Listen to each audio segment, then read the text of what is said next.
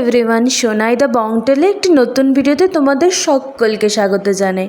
আজকে আমাদের নতুন বাড়ি গৃহপ্রবেশ, তাই আমরা সকলেই চলে এসেছিলাম সন্ধেবেলাতেই নতুন বাড়ি। এই ভিডিওটা হচ্ছে যেদিন পুজো হবে তার আগের দিন। আমাদের কলকাতায় যেমন পুজো হয়, তামিলনাড়ুর পুজো কিন্তু একদমই আলাদা। এখানে একজন আক্কা এসেছিলেন, তারা কিন্তু এখানে যেমন আমরা গোবর দিয়ে লেপি না, এখানে একটা হলুদ রঙের পাউডার পাওয়া যায়, ওরা ওটা দিয়ে লেপে। আর ঠাকুরমশাইও কিন্তু বিকেলবেলা চলে এসেছিলেন, কারণ পুজো অনেক সকালে ভোর 4:30-5টা থেকে পুজো হয়। তখন এসে সমস্ত কিছু গুছানো কিন্তু একেবারে অসম্ভব হয়ে যায়, তাই ঠাকুরমশাই আগের দিন সন্ধেবেলা এসেই সমস্ত কিছু গুছিয়ে রাখছে। আর আমরা যেমন কোনো পুজোর আগে ওং লিখি না, ওনারাও সেই ওংই লিখছেন। এটা হচ্ছে তামিলিয়ান, মানে তামিল ভাষাতে ওং লিখছেন।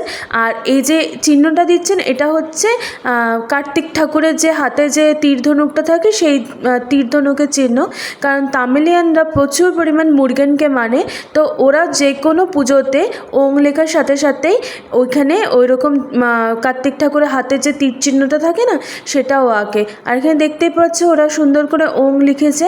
ওং লিখে দুজন ব্রাহ্মণ এসেছিলেন, ওরা এসে সমস্ত কিছু গুছিয়ে টুছিয়ে নিচ্ছিলেন। এবং এখানে দেখুন 5 ঠাকুরের মূর্তি আছে, যে ফটোটা রয়েছে। এখানে সমস্ত জায়গায় তুমি যেখানে যাবে, দোকানে বলো বা কোনো মন্দিরে বলো, এই 5 ঠাকুরের মূর্তিটা কিন্তু ভীষণ দেখা যায়।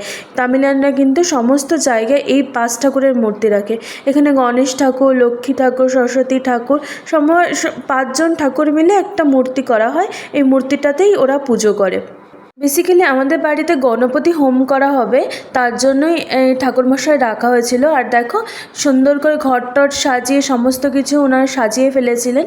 আর ঠাকুরমশাই কিন্তু সুন্দর করে যে লিখে দিচ্ছেন। আমি তামিল অত বেশি বুঝি না, তাই ওনারা কি লিখছেন আমি কিন্তু অত বেশি বুঝতে পারিনি, তাই তোমাদের আমি বলতেও পারছি না।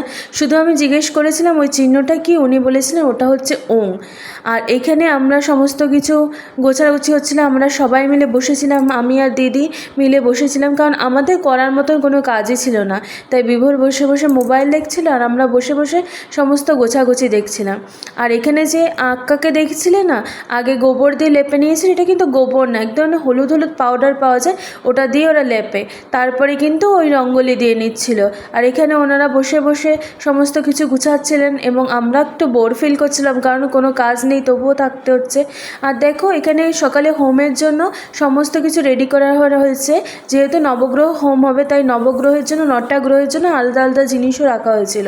আর দিদি হেল্প করছিল, আর আমি দাঁড়িয়ে দাঁড়িয়ে ভিডিও করছিলাম, কারণ আমার কিছু করার ছিল না। আর এখানে দেখো গাড়ি করে ফুল ফল সমস্ত কিছু যা যা লাগবে কালকে সকালে পুজোর জন্য, সেগুলোও কিন্তু নিয়ে আসা হয়েছিল। আর এখানে দেখো নিচে চালের মধ্যে এই ঘটগুলো বসানো হয়েছে। তারপর এই যে আস্তে আস্তে যেগুলো সকালে হোমে দেওয়া হবে, সেগুলো কিন্তু সাজিয়ে নেওয়া হচ্ছে। তো কেমন লাগলো ভিডিওটা অবশ্যই জানিও। Thank you for watching.